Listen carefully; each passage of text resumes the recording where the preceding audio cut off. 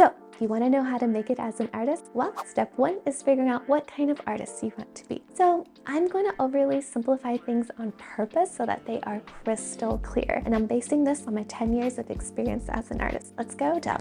Bucket one. In the first bucket, I'm going to call it the art gallery museum artist. Here we are in the world of fine arts. I'm talking Yayoi Kusama, Louise Bourgeois, Andy Warhol. So if you want to splash around in this bucket, you're going to have a very clear voice, message, and a style that you have made uniquely your own. So artists in this bucket are different because they are very protective of their brand. You won't see Yayoi Kusama putting her dots on shot glasses and teddy bears and shoes.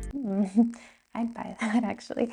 And they're always watching the art market to make sure that they don't overflood it or seeing if they need to reel it back a little bit. I mean, if everybody has an original Andy Warhol painting, then nobody's gonna want an original Andy Warhol painting. Now, the artists that I've been using as an example are household names, but don't let that scare you. There are plenty of artists in this bucket that are making bank, like millions of dollars, and we just don't know them off of the top of our head. So don't let the celebrity pool of artists scare you, because it can be you. Artists in this bucket primarily focus on two things: networking and proposals. Having solo shows, group shows, exhibitions, and in getting and nurturing relationships with art curators and gallery owners. And then also just being part of the art scene, being seen in that art scene, regardless if they're being highlighted in that specific show or not. All right, off to the next bucket. The next bucket is what I'm going to call the social media artists. These artists primarily sell online, so if talking to people in person is not your thing,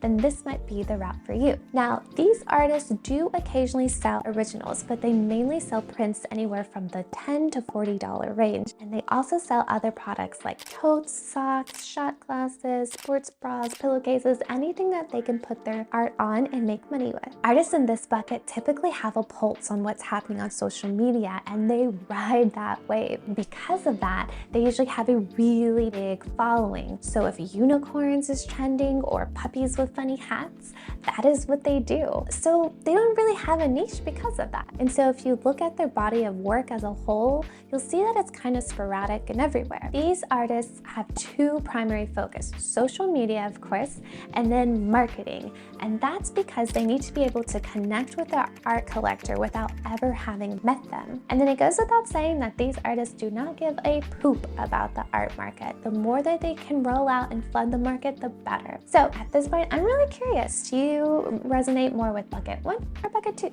Let me know in the comments below. I don't want to make it seem like the artists in bucket two aren't a master at crafts, because that's not true. All the artists across all the buckets I'm going to talk about today are highly talented. The only difference is where they focus their attention. So bucket one wants to get into art galleries and museums, so they focus on proposals and networking. Bucket two sells their art online, so they focus on social media and marketing. All right, let's go to the next bucket. This next bucket I'm going to call the website artists. So artists in this bucket fall in between bucket one and bucket two. So like bucket one, they have a unique voice and style. So for example, they may only do landscape paintings or artwork about the environment, or they may only paint animals with food on their head.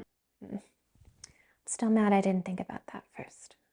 They sell their artwork mainly on their own website, but also in person, so they get to meet their art collectors face to face. And like bucket two, they focus on social media, but not to see what's on trend, but to foster a niche following. These artists make you feel like they are your best friend. You will know what they're working on, what their biggest struggle is. You will even know like the name of their cat and anything that they may be doing in their home, for example. And because of this, unlike bucket two artists who focus on selling prints, they mainly sell their original artwork. And I've seen it go from anywhere from $200 to $20,000+. And they can do this because of the close relationship that they fostered with their art collectors and the trust that they built with them. Okay, at this point in the video, you're probably wondering, okay, now I know how to get started as an artist and I know the exact kind I want to be. Now what? Well, that's why you should click on this video where we keep diving deeper. All right, I'll see you in the next one.